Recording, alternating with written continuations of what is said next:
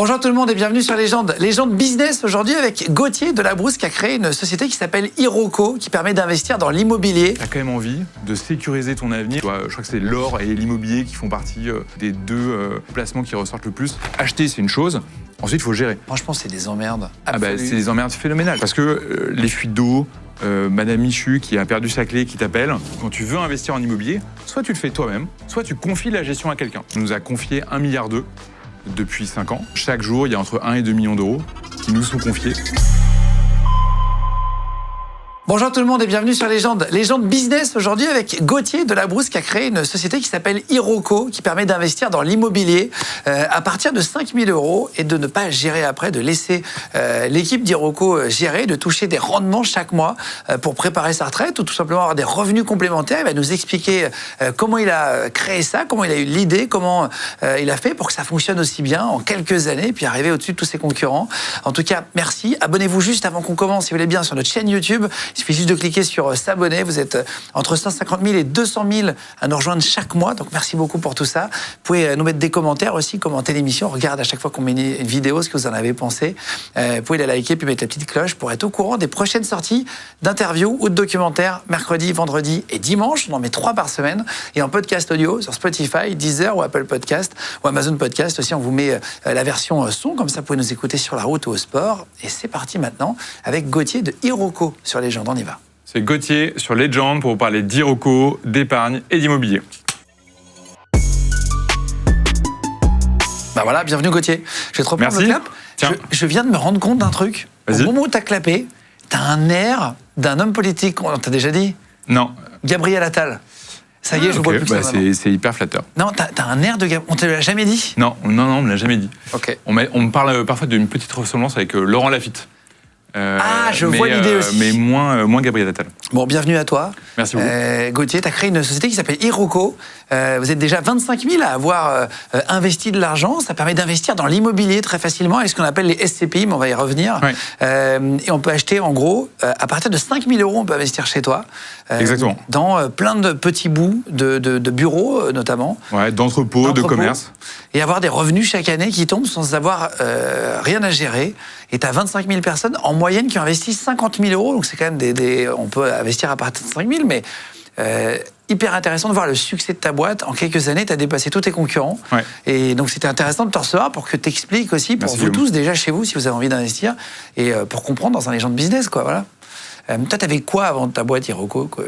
Tu as eu un parcours, je crois, fils de sous-marinier. Oui, exactement. Moi, j'ai grandi dans tous les ports de France et de Navarre. J'ai notamment passé 7 ans à Brest.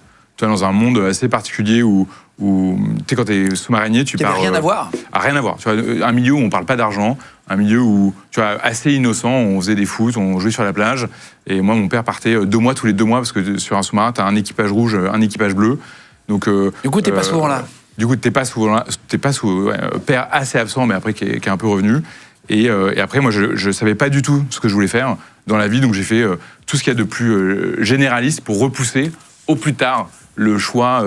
Et après, petit à petit, tu vois, les chemins m'ont mené ici, où j'étais bien accompagné. On a fait pas mal de choses avec des amis pour monter une première boîte, la revendre, etc. On va revenir sur ta vie, sur le parcours, pour comprendre aussi qui tu es. Ouais. C'est important quand tu confies ton argent à quelqu'un, de savoir qui c'est. C'est pour ça que c'est intéressant de t'inviter aussi, pour savoir à qui on parle. Iroko, pour ceux qui ne connaissent pas, et ceux qui connaissent, c'est bien aussi de voir celui qui l'a créé. Tu as raison. Et tu vois, c'est une question que l'autorité des marchés financiers se pose. Tu as une enquête de moralité sur les gens qui ont le droit de collecter de l'argent. T'as une enquête de moralité. Ouais. Ça, c'est un mec bien. Alors je pense que ils n'appellent pas tes parents pour savoir si t'étais sage, tu vois, mais l'enjeu c'est de vérifier que tu as bien payé tes impôts, que tu n'as pas de casier judiciaire, etc. Et que tu n'es pas un escroc, quoi. Que tu n'es pas un escroc. Et il y a un oral, place de la Bourse, avec des gens qui vérifient que ton projet est sérieux. Il y a combien aujourd'hui sur Iroko? En tout, il y a beaucoup d'investissements. Vous avez récolté combien pour investir? On nous a confié 1,2 milliard depuis 5 ans. Et aujourd'hui, c'est-à-dire que chaque jour, il y a entre 1 et 2 millions d'euros qui nous sont confiés. Du coup, il y a des équipes qui sont concentrées pour bien l'investir dans toute l'Europe. Ouais, c'est très solide, hein. Vous allez voir, Iroko, il y a, donc, tu disais, à partir de 5 000 €, il y en a qui ont déjà mis, on va en reparler tout à l'heure, mais combien au maximum qui t'ont confié d'argent? On doit être entre 8 et 10 millions d'euros pour les plus gros tickets, les investisseurs les plus importants. Et en fait, et c'est ça qui est sympa aussi, c'est que on voit des gens avec des parcours très variés, à des moments de leur vie très différents. On a des épargnants qui ont 1 an, parce qu'en fait, c'est des parents qui investissent pour leurs enfants, à des gens qui sont à la retraite. Ouais, c'est une façon d'épargner qui plaît, en tout cas qui permet à des gens de répondre à leurs enjeux à plein de moments de leur vie. On va parler des retraites dans 30 secondes. Ouais. Et après, on aura aussi une spécialiste des entretiens d'embauche. C'est intéressant si vous allez à un entretien d'embauche, si vous cherchez du boulot, elle va te donner des conseils justement pour réussir son entretien d'embauche. Et pour ceux qui recrutent aussi, savoir comment bien gérer un entretien d'embauche. C'est toujours un moment qui est un peu difficile. Tu dois essayer de sentir quelqu'un, on va dire, en quelques minutes, souvent moins d'1 heure, parfois un quart d'heure, parfois même moins. Arriver à sentir si la personne va être une bonne personne pour toi et un bon patron pour toi aussi quand vous allez en tant qu'employé. C'est toujours un moment un peu délicat. Elle va donner des conseils tout à l'heure, donc on en parlera après. Là, tu parlais des retraites. Ouais. Il y avait l'ancien Premier ministre à l'époque, François Bayrou, qui disait que ça allait être les jeunes qui allaient payer la dette de la France, en gros, de tout ça. Qu'est-ce que tu penses du système des retraites? Est-ce qu'on peut quand même avoir confiance ou est-ce qu'il faut vraiment se préparer à ne pas en avoir? Moi, je pense qu'il faut se préparer à en avoir moins. En fait, concrètement, les retraites, c'est un gâteau. Donc, si tu as de moins en moins de gens qui cotisent et de plus en plus de gens qui ont besoin de retraite, parce que l'avenir démographique de la France, c'est d'avoir de plus en plus de retraités et de moins en moins d'actifs, c'est-à-dire que tu as un gâteau qui est un peu plus petit et plus de gens à la table. Donc, aujourd'hui, un Français, quand il part à la retraite, il divise par 2 ses revenus en moyenne. Et nous, on le voit dans les épargnants qui épargnent avec Iroko, on a de plus en plus de gens qui viennent pour préparer leur retraite. Pour leur retraite, hein. Bah, tu vois, t'as quand même envie de sécuriser ton avenir et de te dire, quand tu pars à 60, 65 ans à la retraite, d'être serein sur le fait de pouvoir profiter de la vie, avoir des bons moments avec ta famille, pouvoir accueillir des gens, etc. Et moi, je comprends que ce soit un peu stressant. Et c'est pour ça que les gens se tournent vachement vers le tangible. Tu vois. Je crois que c'est l'or et l'immobilier qui font partie tu vois, des 2 façons d'épargner, ou les 2 placements qui ressortent le plus. Et tu vois, derrière ça, il y a un peu de peur, tu vois, mais je pense que c'est important aussi de prendre conscience qu'il faut faire quelque chose. Pourquoi c'est une bonne solution pour préparer sa retraite, les SCPI et Iroko, par exemple? L'immobilier, de manière générale, quand tu regardes sur un temps long, c'est une classe d'actifs, c'est une façon d'épargner qui performe dans le temps. Et tu es sur quelque chose qui est tangible, c'est concret. Il n'y a pas grand-chose, tu vois, qui peut traverser 10, 20, 30, 40 ans sans être trop abîmé. Et l'immobilier... en fait, un locataire qui te verse un loyer tous les mois, ça correspond assez bien à ce que tu cherches à la retraite, à savoir des revenus complémentaires.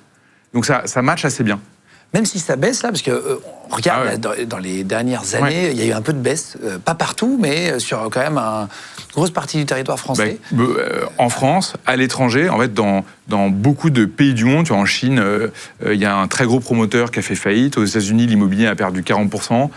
En France, à Paris, tu vois, pour la première fois depuis quelques temps, après 10 ans de hausse très continue de l'immobilier, il y a eu une grosse correction, ça a énormément corrigé. Il y a plein de facteurs à ça. Mais oui, donc sur le temps long, tu as une performance qui est assez stable, mais dans ce temps long, tu as effectivement des moments où clairement, il ne faut pas vendre ou il faut acheter. Et c'est là aussi où c'est important de bien se positionner à des moments de marché. Parfois, c'est les soldes. Il y a des gens qui doivent vendre et tu es content de saisir cette opportunité. Et il y a des moments où il faut savoir être calme parce qu'il ne faut surtout pas vendre. Tu vois, aujourd'hui, si tu avais un bâtiment de bureau à Paris à vendre, ça ne serait pas du tout le moment. Ah oui? Là, il n'y a pas grand monde qui cherche à acheter des très gros bureaux, tu vois, des bureaux, des gros volumes d'investissement, des bureaux à 50, 100, 200 millions d'euros. Il n'y a plus beaucoup d'acheteurs. Donc c'est le moment d'acheter, pas le moment de vendre. Exactement. Qu'est-ce que c'est qu'une SCPI? Est-ce que tu peux réexpliquer? Parce qu'on parle de SCPI rapidement depuis le début et tout, mais pour comprendre vraiment ta boîte, si on va te confier de l'argent, qu'est-ce que ça veut dire une SCPI? On va investir dans l'immobilier, mais c'est quoi SCPI? Le mot, il est horrible. Tu vois, quand tu dis SCPI... C'est pas sexy. C'est pas sexy. Et tu vois, quand tu investis dans LVMH, quand tu investis dans Carrefour, etc., on ne dit pas que tu investis dans une SAS ou dans une SARL. Tu vois, c'est des formes juridiques d'entreprise. C'est pas très joli. Mais concrètement, et de manière très simple, quand tu veux investir en immobilier, soit tu le fais toi-même, tu gères le bien, tu gères le locataire, soit tu confies la gestion à quelqu'un. Et une SCPI, c'est juste une façon de placer son argent en n'ayant pas de gestion, puisqu'il y a un gérant, un professionnel, à qui des épargnants vont confier leur argent pour qu'il achète de l'immobilier. Et ce qui est très différent, c'est que si toi, tu achètes de l'immobilier, en général, tu vas acheter un appartement, tu vas acheter du résidentiel. ce que font les SCPI, c'est qu'elles achètent de l'immobilier d'entreprise. Donc les locataires sont des entreprises. Tu vois, par exemple, nous, le premier actif qu'on a acheté, c'est un bureau loué à Pôle emploi, qui a un bail de 9 ans ferme. Et nous, tu vois, on était en plein Covid, c'était le premier actif qu'on allait acheter. Tu vois, l'épargne, c'est un monde où la confiance où la confiance est vraiment importante. Et nous, le premier bâtiment qu'on voulait acheter, on voulait absolument avoir une sérénité absolue sur le fait que le locataire allait payer son loyer. Et en Covid, pendant le Covid, qui peut te payer ton loyer avec certitude? C'est l'État. Donc quand tu as un 9 ans ferme avec un Pôle emploi, dans un bâtiment où tu sais qu'ils ont fait des travaux et qu'il est aux dernières normes, tu es un peu plus serein que quand tu as par exemple un commerce qui peut fermer pendant le Covid, ou quand tu as des locataires qui peuvent avoir des difficultés ou qui ont besoin de changer. Parce que si tu investis en immobilier, c'est pour longtemps. Donc ton locataire, il part. Là, toi, tu as de la vacance à gérer, ça peut être compliqué. Là, si vous nous écoutez ou si vous nous regardez d'un pays étranger, parce que parfois, vous êtes très nombreux à nous écouter, puis merci beaucoup d'ailleurs.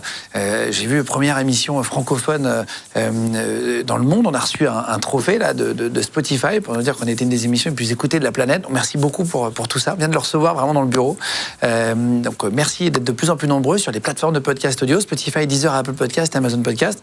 Si vous nous écoutez de l'étranger, est-ce qu'on peut investir dans Iroko aussi? Est-ce qu'on peut mettre un billet dedans? Ouais, en fait, nous, on a un agrément délivré par l'autorité des marchés financiers qui nous permet de faire des appels publics à l'épargne. Ça reste un produit assez français, même si nous, l'immobilier qu'on achète, on achète en Europe de l'Ouest, on achète en Angleterre, en Irlande, aux Pays-Bas, en Allemagne, en Espagne et en Italie. À l'étranger. Ouais. Et nos épargnants sont propriétaires de biens dans tous ces pays-là. Ouais. Et notamment parce que ça permet d'être diversifié. Tu vois, si demain l'immobilier en France va pas très bien, tu es peut-être content d'avoir des loyers et des actifs, des bâtiments dans d'autres pays. Ça te diversifie. Et il y a un sujet fiscal, on en parlait tout à l'heure. La France, c'est un des pays où les loyers, où l'immobilier est le plus taxé. C'est pas le cas dans d'autres pays. Donc ça permet aussi d'alléger un petit peu la fiscalité. C'est toi qui vas chercher Enfin, tu valides en tant que patron aujourd'hui. Vous êtes 70, je crois, c'est ça? Oui, exactement. On est 70. On est une équipe de 25 personnes qui est vraiment dédiée à l'immobilier. À la recherche? À la recherche de biens et qui gère aussi les biens. Parce que tu vois, acheter, c'est une chose. Ensuite, il faut gérer. Gérer ton locataire, tes loyers, tes charges. Franchement, c'est des emmerdes. C'est des emmerdes phénoménales. Nous, le nombre de gens qui viennent et qui nous disent j'ai 70 ans, j'en peux plus de gérer mes 3 locataires, je vends mes appartements, je veux investir en SCPI, et qui nous posent des questions pour comprendre un petit peu comment ça fonctionne, on en a beaucoup. Parce que les fuites d'eau, Madame Michu qui a perdu sa clé, qui t'appelle. À juste titre, parfois il y a un truc qui pète, on t'appelle. Et t'es responsable, hein. Quand t'es propriétaire, t'es responsable. Nous, nos locataires nous appellent, on a des choses à gérer. Et après, parfois, tu as des trucs un peu incongrus, tu vois. Tu as aussi des gens qui te demandent de faire des travaux, c'est pas forcément à toi de les faire. Donc, il y a quand même souvent des négociations. Tu vois, bien acheter, bien faire les travaux, bien acheter, pas faire d'erreurs. Tu peux vite avoir pas mal de pièges en immobilier. Alors, combien on gagne? C'est important d'être clair, parce que l'immobilier, ça veut tout et rien dire à ces pays. Tu sais, c'est pas clair pour tout le monde. Ouais, clairement. On arrive, on se connecte sur le site Iroko. Ouais. On va te faire un truc limite didacticiel, vraiment un truc. Okay. On arrive, on se connecte, on fait un compte. C'est pas compliqué. Ouais, et avant toute chose, tu vois, avant même de faire un compte, il y a un simulateur. Il y a un simulateur, c'est-à-dire que tu te balades sur iroko.eu. L'enjeu, c'est de rendre concret ce que tu vas faire. En général, quand tu investis, tu sais pas dans quoi tu investis, tu connais pas les frais. Et tu sais pas la performance que tu vas avoir à la fin. Je vais vous mettre le lien dans la description directement de la vidéo sur YouTube et dans la description des podcasts audio si vous nous écoutez, voilà, sur les plateformes. Vous cliquez sur description, il y aura le lien du site d'Iroko directement. Ça, il n'y a pas à chercher. Et tu peux te balader sur le patrimoine, tu peux voir les bâtiments qu'on a achetés, à quelle rentabilité on les a achetés. C'est important de te connaître parce que moi, je suis passé sur le site il y a quelques temps. Et quand tu connais pas, tu dis, putain, attends, je vais donner de l'argent à un site internet, enfin sur un site internet, parce que c'est le premier contact, c'est la vitrine, un site internet. Ouais, c'est la vitrine. Tu sais pas qui est derrière. Et c'est pour ça que c'est important de se renseigner avant d'investir. Et donc, avant de créer ton compte, avant quoi que ce soit, l'enjeu, c'est de bien comprendre. Et c'est pour ça que nous, on s'adresse à la fois à des gens qui viennent, qui sont curieux comme toi et qui vont aller sur le site. Et on s'adresse aussi, et on a, tu vois, aujourd'hui, on a 1200 conseillers en gestion de patrimoine qui préconisent Iroko à leurs clients, et un conseiller en gestion de patrimoine pour répondre à la question que tu allais me poser. Exactement. Tu me connais très bien en quelques minutes. Non, mais tu as raison, c'est les jargons, il faut faire attention à être clair. C'est les gens dont le métier, c'est d'être un peu l'architecte de l'argent des gens. C'est des gens qui ont fait des études et qui connaissent la fiscalité, qui peuvent t'aider dans ta déclaration fiscale, qui vont t'aider aussi à faire les bons choix, parce que des produits d'épargne, il y en a des milliers. Un gestionnaire de patrimoine, c'est par exemple, vous avez 100 000 euros, vous allez hériter, vous avez gagné de l'argent, 100 000 euros, vous allez voir un gestionnaire de patrimoine qui va dire, écoute, tu mets 5 000 chez Iroko, tu vas mettre 10 000 sur telle boîte, sur telle action, sur tel contrat, etc. Pour que, à la fin de l'année, vous ayez le meilleur rendement pour faire fructifier votre argent. C'est donc qui vous aide à bien investir. En gros. Et que tu sois diversifié. Et que tu aies aussi une phase, que ton épargne, elle résiste au risque. Tu vois, on parle d'immobilier. En immobilier, tu as des risques. Tu vois, ton locataire peut partir. On l'a dit, tu vois, il y a des cycles immobiliers. Un mois, 3 mois, 6 mois, parfois, pour retrouver un locataire. Gros bâtiment, pour retrouver des gros locataires. Parfois, et c'est pour ça que tu es content d'avoir 160 locataires. Parce que comme ça, quand il y en a un qui part, ça dilue. Ça dilue et tu as les autres. Donc, tu es diversifié. Donc, c'est un des intérêts d'investir en immobilier. Et clairement, nous, on le voit, il y a beaucoup de gens qui veulent investir en immobilier. Il y a peu de gens qui passent le pas.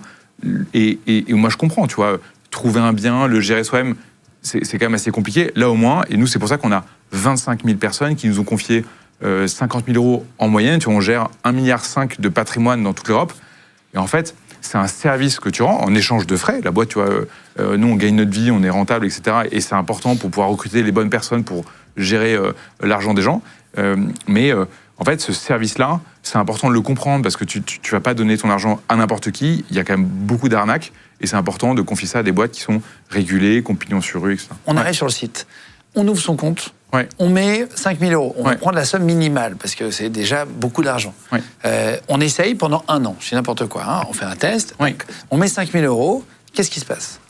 Donc, ce qui se passe, c'est assez simple, c'est qu'en fait, on a un délai de jouissance. Donc, pendant 4 mois, nos épargnants ne touchent pas les loyers des épargnants. Les 4 premiers mois, exactement. Il n'y a rien. Il se passe absolument rien. Et nous, ça nous permet de prendre le temps d'investir, de placer cet argent. Et c'est important pour nous d'avoir suffisamment de temps pour le faire, pour être très sélectif et choisir les bonnes opportunités.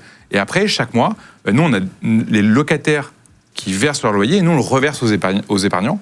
Et cette performance-là, elle évolue en fonction du bon paiement des loyers par les locataires. Donc, tu vois, nous, je te disais tout à l'heure, on est régulé. Donc là, moi, je dois absolument te dire que les performances passées ne présagent pas des performances futures. Tu ne sais pas de quoi est fait l'avenir. Exactement. Mais après, tu vois, on a un objectif de performance qui n'est pas garanti, mais où on vise de faire à peu près 7% par an. C'est le TRI attendu, le rendement attendu de l'investissement. Et depuis la création d'Iroko, on a réussi à battre cet objectif-là. Et c'est aussi pour ça que les épargnants petit à petit nous font confiance. Parce que, tu vois, nous, la façon dont on a beaucoup grandi, c'est en se concentrant sur le fait de faire un bon produit d'épargne. Et en fait, après, ça se sait, le bouche-à-oreille marche vachement bien dans ce genre de projet. Imaginons que tu as 5 000 euros, tu les mets, donc les 4 premiers mois, tu ne touches pas, et après, tous les mois, à partir du 5e, imaginez... Tu perçois tes loyers. Tu perçois tes loyers. Exactement. Automatiquement, tu n'as pas à gérer les entrées et sorties de locataires, tu n'as rien à faire. Et une fois par an, tu déclares tes impôts.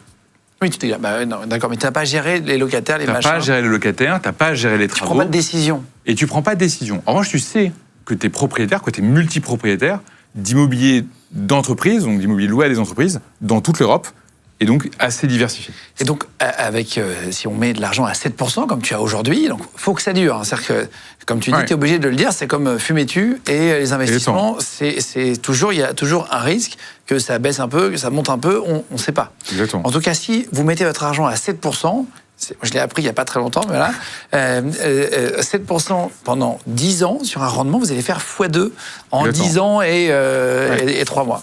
Après, tu vois, la particularité de ce type d'investissement, et ce qui est très valorisé, c'est le fait de recevoir des revenus complémentaires tous les mois. Quand tu pars à la retraite, que tu divises par 2 tes revenus, tu es content d'avoir ces loyers et qui viennent compléter ta retraite, etc. Donc c'est aussi pour ça que c'est un placement qui est valorisé. Il y a peu de placements qui versent des coupons comme ça, qui versent des revenus tous les mois. En fait, c'est pas des taux qui sont extravagants, 7%, mais c'est des taux qui sont très sûrs.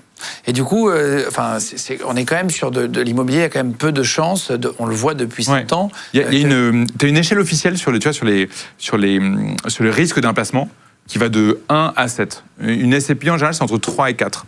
Donc, à 1,7, tu as 0 risque, tu as le livret A. Et 1,7%. 1,7%. Alors, sachant que l'inflation est de 2%, du coup, c'est con. Donc tu perds de l'argent concrètement. On a l'impression qu'on en gagne, mais en fait, pas du tout. On a moins de pouvoir d'achat à la fin de l'année. Mais c'est important. Il n'y a pas du tout d'éducation financière en France. Il n'y a pas d'éducation financière. C'est pas notre sujet, mais c'est hyper important de l'aborder de temps en temps dans des émissions comme avec la tienne, parce que on n'est pas accompagné pour placer notre argent du tout aujourd'hui. En France, quoi. Il n'y a pas d'éducation financière. Il n'y a aucune éducation financière, et c'est même compliqué, tu vois. C'est-à-dire que tu vois, les termes techniques, tu vois, on parlait du mot SCPI tout à l'heure, ils ne sont pas faits pour te donner non plus envie. De t'y plonger. C'est pas sexy, quoi. Ah ouais. C'est pas sexy. C'est pas très sexy. Ouais. Et qu'est-ce qu'on peut dire sur les risques pour être très précis? Tu disais que c'était entre 3 et 4, mais pour être totalement transparent, qu'est-ce que c'est les risques? Donc les risques, c'est comme toi quand tu vas faire de l'immobilier. C'est-à-dire que est-ce que le locataire va payer son loyer à la fin du mois? Personne ne le garantit. On choisit les locataires, on fait en sorte qu'ils aient, tu vois, on analyse leurs comptes, on vérifie qu'ils aient bonne santé financière, mais à la fin, rien ne le garantit. Et le deuxième risque important, c'est le capital, il n'est pas garanti. C'est l'immobilier et l'appréciation des bâtiments qui sont dans la SCPI qui peut varier à la hausse comme à la baisse. On l'a vu, tu vois, il y a eu une grosse crise ces dernières années. Il y a eu des grosses baisses de prix, il y a des corrections qui ont été importantes, et c'est aussi des moments où il faut savoir rester calme, mais c'est important quand tu investis, de savoir qu'en fait, quand tu investis en immobilier, tu ne mets pas ton épargne de précaution, et tu mets de l'épargne plutôt long terme, pour justement être en position de résister, parce que le pire scénario, c'est de vendre à ce moment-là. Tu dis que tu veux être le Amundi. Qu'est-ce que c'est Amundi? Tu dis que je veux être le Amundi de l'épargne. Le Amundi de l'épargne, c'est de répondre à la question que beaucoup de gens se posent, qui est de dire comment je place mon argent. Et quand tu as la chance d'avoir un peu d'argent à placer, en général, tu es assez démuni.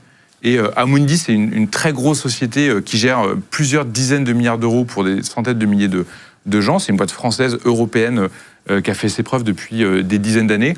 Et nous, notre ambition, c'est de répondre à cette question-là assez simplement en permettant aux gens d'avoir des produits d'épargne, de pouvoir investir en étant serein sur le fait que tu as les bons frais, la bonne performance et que tu comprends ce que tu fais, la bonne pédagogie autour de ça. On va parler de la construction, comment tu l'as créée, ta boîte, avec des conseils pour avoir vos entretiens d'embauche. On va en parler dans 2 secondes. Juste avant, si on veut, est-ce que c'est liquide? Imaginons qu'on a besoin de ces 5 000 euros qu'on a investis avec toi dans l'immobilier. On a toujours un temps avant de récupérer. Si vous achetez un appartement, il faut vendre l'appartement. Si un jour il vous arrive une galère, pour avoir besoin, si on a besoin de l'argent, pour avoir accès à l'argent. Comment ça se passe chez toi? Si on investit, il faut combien de temps pour récupérer, si on veut récupérer un peu? C'est un peu plus liquide que l'immobilier. Tu vois, en France, tu as un incompressible. Si tu veux vendre un bâtiment, tu as 3 mois. C'est le temps qu'un notaire va mettre à vendre ton bien. Nous, c'est quelques jours aujourd'hui. C'est les entrants qui rachètent les sortants. Et nous, on organise cette bourse-là. Et comme on collecte entre 1 et 2 millions d'euros par jour, c'est assez rapide. Et si demain, il n'y avait plus d'entrants, on a les bâtiments à l'intérieur de la SCPI qu'on peut vendre pour rembourser ensuite les épargnants. Ça marche un peu en 2 temps. Comme tu as 1 million à 2 millions par jour, tu dis il y a des gens qui rachètent les parts finalement. Exactement. Tout de suite, Exactement. Il y a beaucoup de gens qui sortent et revendent leurs parts. Non, il n'y en a pas beaucoup. En fait, tu vois, ce qui est important, c'est que la promesse soit claire. En fait, quand quelqu'un a bien compris comment il allait placer son argent et que la promesse, elle est atteinte, en général, tu vois, à part des accidents de vie ou des moments particuliers, sur l'épargne long terme, on a plutôt l'effet inverse avec des épargnants qui testent au début et qui mettent plutôt 5 000 euros. Mais petit à petit, tu vois, ils mettent un versement programmé, ils rajoutent un petit peu 1 an plus tard, etc. Et c'est aussi sympa, tu vois, de voir quand tu es inscrit que voilà, t'épargnes, ça fait un peu boule de neige, que tous les mois, tu perçois un petit peu plus. Et c'est par tranche de 5 000 euros ou c'est, par exemple, tu mets 5 000 et l'année d'après, tu as 5 000 plus les 7%. Est-ce que les 7%, tu peux les remettre directement pour investir de plus en plus? Exactement. Tu peux réinvestir tes dividendes. Tu peux ne pas les prendre. Ouais, exactement. Tu peux les réinvestir et après, tu peux faire des versements programmés.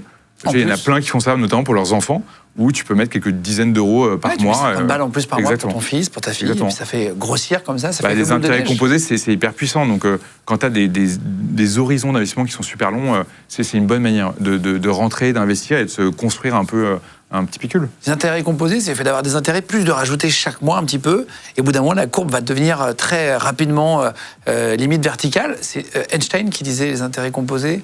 Ouais. C'était la 7e merveille du monde, en gros. Exactement. C'est ça? Exactement. Ouais, c'est Einstein qui disait ça, et c'est vrai que c'est aussi une façon de se motiver un peu à le faire, parce que tu vois, est-ce que tu vas prendre le temps d'organiser ça? Est-ce que tu vas prendre le temps de comprendre? Je pense qu'il y a plein de gens qui passent beaucoup de temps à travailler, mais passer un peu de temps à faire travailler son argent, ça vaut le coup. Donc, voilà, j'espère que c'est motivant pour tout le monde d'entendre cette petite phrase d'Einstein et se dire attends, je vais prendre quelques heures pour comprendre. Oui, parce que quand même, il était assez intelligent. Ça va, Monsieur. Donc, on du peut lui faire on se dit, confiance. tiens, s'il disait que c'était la 7e, il ne devait pas totalement avoir tort sur le truc. Non, mais c'est vrai que c'est impressionnant. Je vous mets à l'image, à la courbe, pour ceux, si vous nous regardez. Vous verrez, la courbe, c'est assez impressionnant, ça monte. En fait, il faut attendre quelques années, d'un coup, plaque, ça s'envole.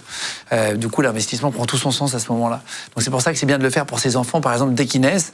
Ça, vous leur mettez un 50 € par mois, un 30 €, un 10 € par mois, peu importe, mais il y a un moment donné où les intérêts plus les 10 €, ça va faire quelque chose, un effet boule de neige, quoi. Toi, tu étais fils de sous-marinier, tu sais, fils de militaire. Ouais. T'as pas eu cette éducation financière-là, t'as pas été apporté. Qu'est-ce que faisaient tes parents de leur argent à l'époque? Nous, on avait, tu vois, famille militaire, on va être dans un petit cliché. Nous, on était 5 enfants. Donc, je pense que mes parents, ils ont surtout tu vois, payé pour notre éducation, nos vacances, etc. Ils n'avaient pas forcément beaucoup d'argent à investir. Et c'était pas trop un sujet à la maison, tu vois. L'enjeu, c'était qu'on ait une vie sympa. Ils sont concentrés sur nous de manière adorable. Et je pense qu'ils ont justement probablement pas très bien anticipé, tu vois, ces moments-là où tu as besoin un peu d'organiser ton patrimoine. Tu pars faire des études, toi. Tu disais bon élève versaillais, donc tu es à Versailles. Tu pars faire des études. Tu fais quoi exactement? Moi, après avoir fait quelques années dans tous les ports, tu vois, de Toulon, de Brest, de Lorient, etc. Quand je suis arrivé en 6e à Versailles, qui est une ville où il y a plein de militaires, et là, j'ai commencé à faire mes études avec des parents qui étaient assez exigeants et qui avaient envie qu'on fasse des bonnes études. Et moi, j'ai fait un lycée, une prépa, une école de commerce. Et globalement, tu vois, j'ai fait tous les choix de ne pas faire de choix parce que j'avais aucune idée de ce que je voulais faire. Et tu vois, j'avais pas de culture business, j'avais pas beaucoup de gens autour de moi qui travaillaient dans des entreprises. Et j'ai mûri petit à petit, notamment après mon école de commerce, j'ai travaillé en conseil. Et le conseil, c'est assez sympa quand tu es en début de carrière et c'est une bonne façon de voir très vite plein d'entreprises. Tu vois, moi, j'ai travaillé pour l'Office national des forêts. J'ai travaillé pour la direction de la production nucléaire d'EDF. J'ai travaillé pour. C'est-à-dire quoi le conseil? On est dans le conseil. Quand tu es dans le conseil, tu as des entreprises qui rencontrent des moments particuliers et qui ont besoin de faire appel à des gens externes. Parfois juste pour leur force de travail et parfois pour avoir un avis un peu externe. Je te donne quelques exemples. Quand tu as BNP Paribas qui reçoit une amende d'1 milliard d'euros de l'État américain, ils doivent chercher cet argent-là. Bah, dans ce genre de moment, ils peuvent faire appel à une mission de conseil, des gens externes, pour les aider à bien choisir comment ils font leur réduction de coûts. Quand Carlos Ghosn a dû reprendre Nissan, il y a des gens extérieurs qui sont arrivés, des consultants, pour l'aider à identifier, tu vois, les bonnes zones. Donc c'est souvent quand il y a besoin d'avoir un avis extérieur. Et pour parler du nucléaire, du coup, tu disais nucléaire. Ouais. Qu'est-ce que tu as vu dans le nucléaire? Qu'est-ce que tu faisais, par exemple? Ce que je faisais, et j'étais hyper content parce que mon père est ingénieur nucléaire, donc tu vois, il travaillait dans les sous-marins nucléaires, donc j'étais hyper content de découvrir un peu ça. On a créé, en fait, je ne sais pas si tu te rappelles des incidents de Fukushima. Donc au Japon, il y a eu un tremblement de terre qui a créé une grosse vague, qui a immergé une centrale nucléaire. Et une centrale nucléaire, quand elle a plus d'eau, plus d'électricité, son réacteur chauffe. Et l'enjeu, c'était de trouver la parade pour que si ce genre d'incident arrive en France, on puisse bien réagir. Donc c'est un sujet de sûreté nucléaire. Et moi, j'ai travaillé sur le schéma logistique, sur comment on fait pour amener de l'eau ou de l'électricité à n'importe quelle centrale nucléaire en France, quelles que soient les conditions. Tremblement de terre, inondation, pour être sûr qu'on ne se retrouve pas avec le même problème qu'à Fukushima. Moi, j'étais un junior, hein, j'avais des gens plus expérimentés que moi.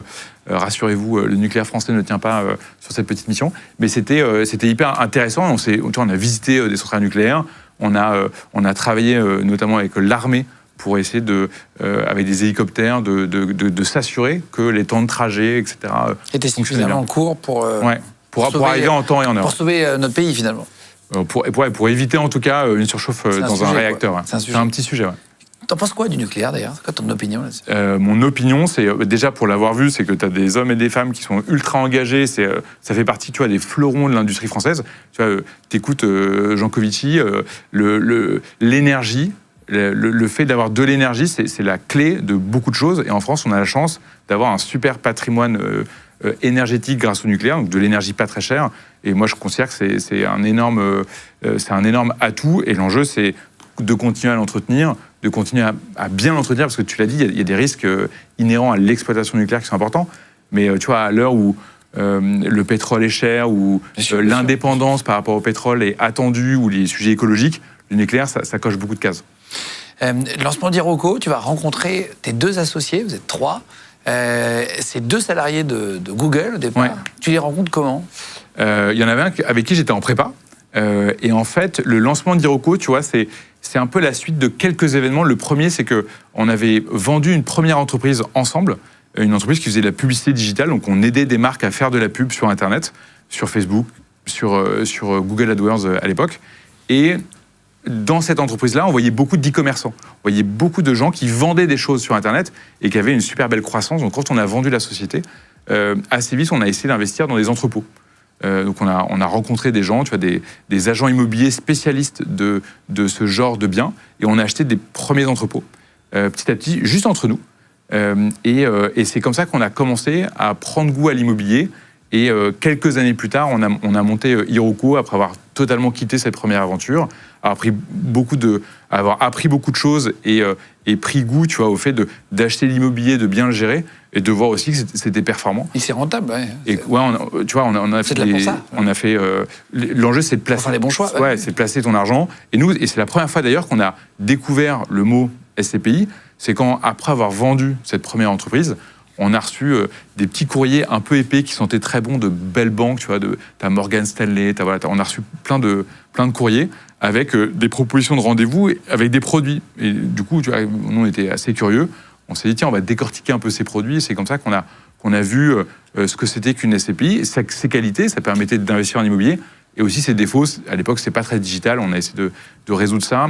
Et tu avais des gros frais d'entrée, tu vois, c'est un des derniers produits d'épargne qui a souvent 12% de frais d'entrée. Donc ça... Là, il n'y a pas de frais d'entrée avec vous ? Non, nous, on a enlevé les frais d'entrée, on a augmenté les frais de gestion en échange, et comme ça, on considère qu'on a rendu de la performance à l'épargnant et réaligné les intérêts de la société de gestion pour qu'elle soit motivée à bien gérer les biens. Et en tout cas, nous, à l'époque, quand on a eu le choix, on n'y est pas allé. Tu vois, on a vu les SCPI, on a préféré le faire nous-mêmes, parce que ces 12%, on les a trouvés...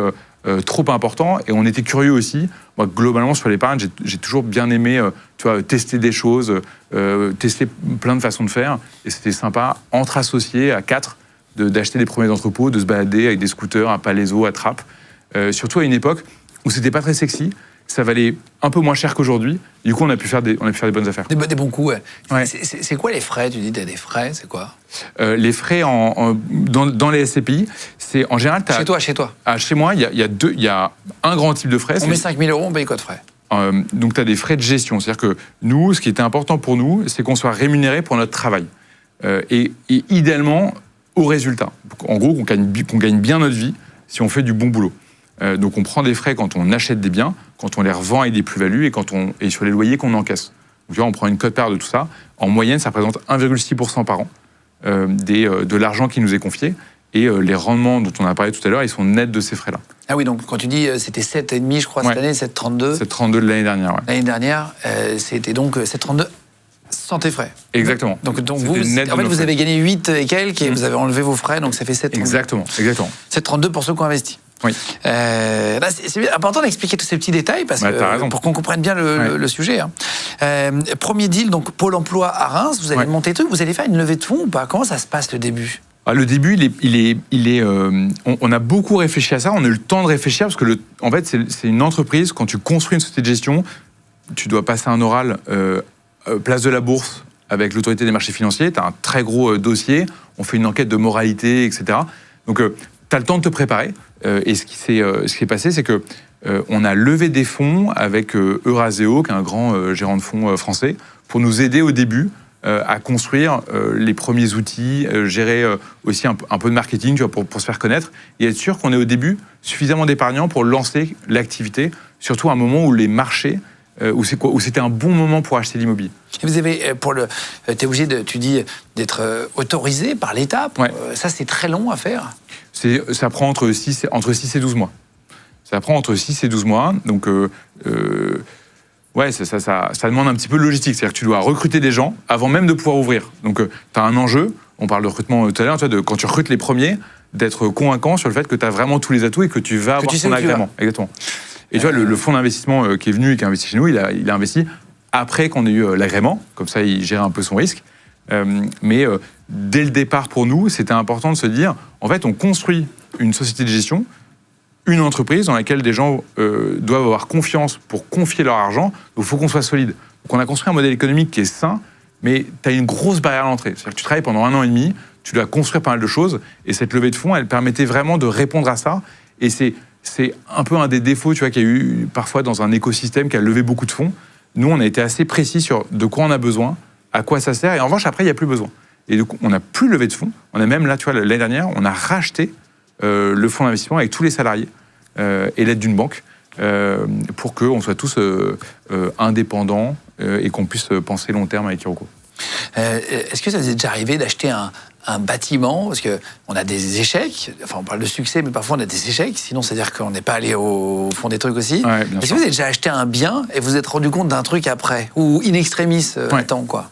Alors, in extremis attend carrément, et on a fait des erreurs. C'est-à-dire qu'il y a tu vois, un des tout premiers investissements qu'on a fait à l'époque, c'était avant Iroko, c'était juste tous les 4 avec mes associés. On a acheté un bâtiment, on s'est rendu compte après qu'il y avait beaucoup d'amiante dans le toit. Et tu vois, c'est très cancérigène, l'amiante. C'est interdit maintenant, c'est un matériau qui est interdit. Donc, ça servait parfois, enfin pour l'isolation, hein, pour les toits. Et c'était très répandu à l'époque. Et nous, on avait raté ce point-là dans nos due diligence. Et le coût travaux... Les due diligence, c'est l'analyse du bien. Tu as raison de reprendre. Et ça coûte extrêmement cher à enlever l'amiante parce qu'il faut des sociétés spécialisées. Elles doivent intervenir, tu dois déposer. Là, il fallait déposer le toit, etc. Donc c'était, tu vois, ça a coûté 400 000 €. Donc tu vois, c'est le genre d'erreur que tu fais, alors que tu essaies de gérer. Mais après, effectivement, tu réalises à quel point c'est important de bien s'entourer et de construire une équipe de professionnels avec des process, des checklists où sur le truc n'arrive pas. Mais c'est important d'avoir ces échecs-là et ça fait clairement grandir. Et in extremis, on a eu parfois des moments où on découvrait, pendant l'analyse des bâtiments, des gros problèmes. Tu vois, on a failli... à un moment, on était sur le point d'acheter un bâtiment à un de nos concurrents qui, lui, avait besoin de vendre. Et on s'est rendu compte qu'en fait, il n'était pas propriétaire de tout le bâtiment. Il n'avait pas un bout. Alors lui, il l'a découvert en même temps que nous. C'est le notaire, intelligemment, qui avait bien regardé, notamment au cadastre. Et en fait, au milieu du bâtiment, il y avait une petite parcelle qui appartenait à quelqu'un d'autre. Donc tu vois, c'est le genre de truc... Tu es content de le voir et de ne pas acheter. Et parfois, tu te rends compte de certains problèmes qui vont te permettre de négocier le prix aussi. Ouais, c'est un peu le grand jeu de l'immobilier, tu vois. C'est pour ça que...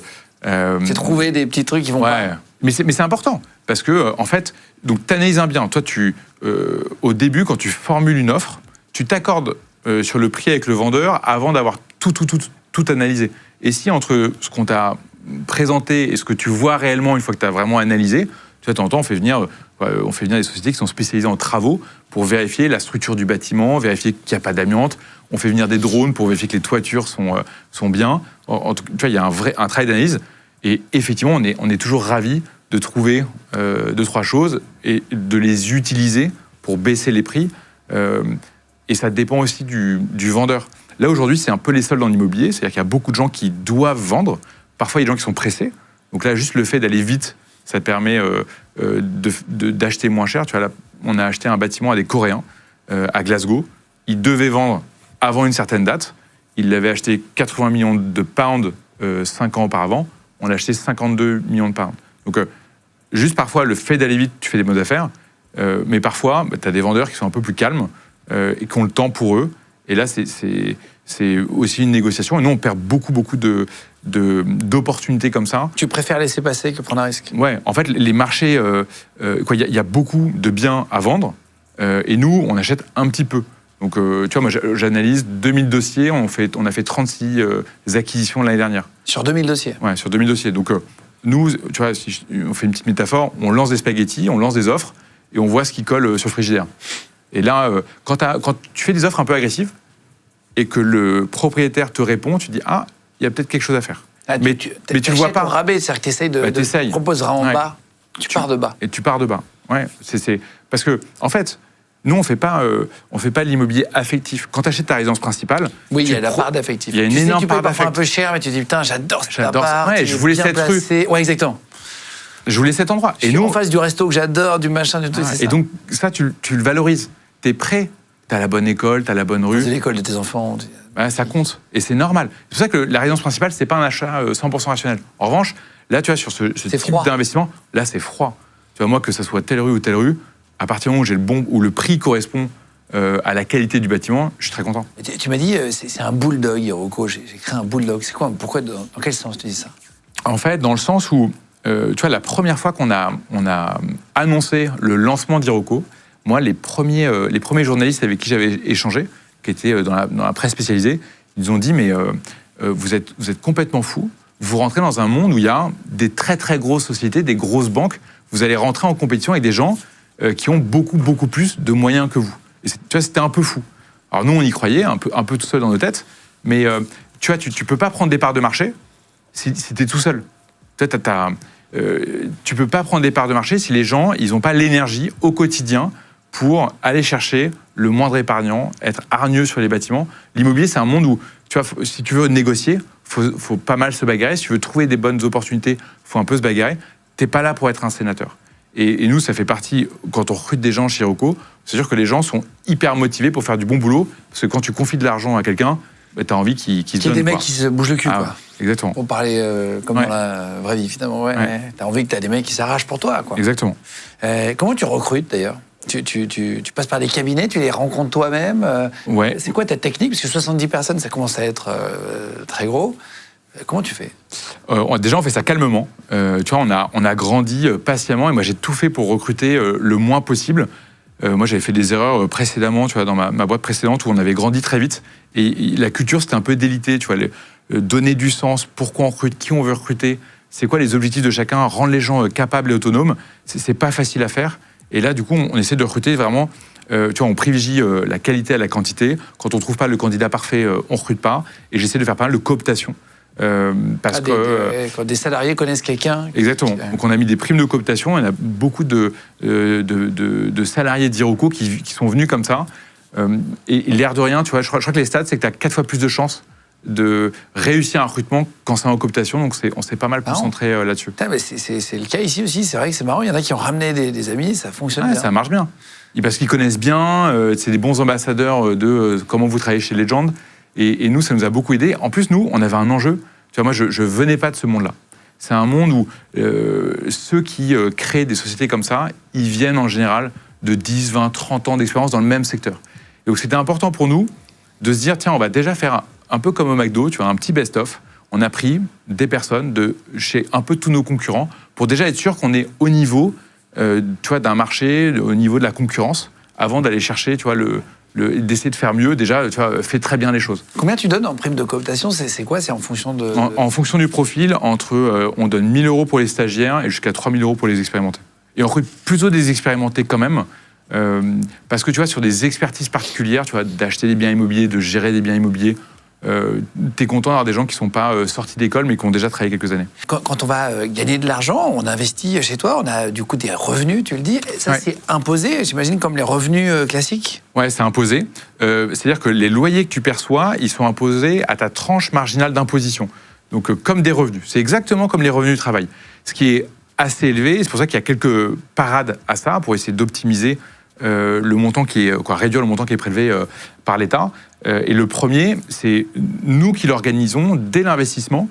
En France, les loyers sont très taxés, mais nos amis européens, notamment l'Allemagne, tu vois, en Allemagne, c'est 2 fois moins taxé. Donc on essaye d'investir en Allemagne, en Espagne, en Irlande, en Angleterre, c'est 30, 40%, 25% moins en fonction des pays. Donc on a, tu vois, aujourd'hui, dans Hirokozen, qui est le nom de la SCPI, on a 29% en France, et tout le reste à l'étranger. Ça réduit un peu mécaniquement les impôts. Après, tu as des façons d'investir. Tu peux investir dans ton contrat d'assurance vie, tu peux souscrire, tu peux prendre du Iroko. Et ça te permet de réduire un petit peu ton imposition. On parlait des recrutements. On va faire rentrer Élise, elle s'appelle Élise Moron. Donc elle est spécialiste, elle est formatrice. Et c'est comme ça, vraiment, formatrice spécialisée dans le recrutement. C'est intéressant pour ceux qui recrutent de l'écouter parce qu'elle va expliquer comment faire un bon entretien d'embauche. Et c'est aussi important, si vous êtes de l'autre côté, si vous cherchez du boulot à un moment donné, que vous allez à un entretien, on va tous se retrouver un jour de notre vie à un entretien, même si c'est un rendez-vous, ça reste une forme d'entretien. Quand tu rencontres quelqu'un pour la première fois, quand tu dois convaincre, elle va nous donner des conseils physiques, des conseils d'élocution, des conseils sur quoi dire exactement, comment se présenter. Le CV, on va pouvoir lui parler aussi du CV. Et quoi voir, c'est parti, on fait rentrer Élise. Allez, ça y est, on a fait rentrer Élise Moron, c'est ça? Élise Moron. Eh bien, bienvenue. Eh bien, merci. Je t'ai vu arriver avec un livre et tout sous le bras. Ouais. Qu'est-ce que tu fais exactement, Élise? Alors moi, j'étais ancienne avocate. Je suis devenue chasseuse de tête pendant 8 ans. En gros... Pour qui?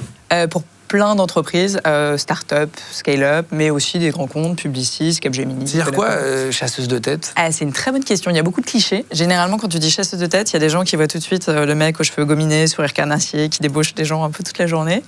Moi, véridique, quand j'ai annoncé mon métier à ma grand-mère, elle m'a dit « mais c'est légal ».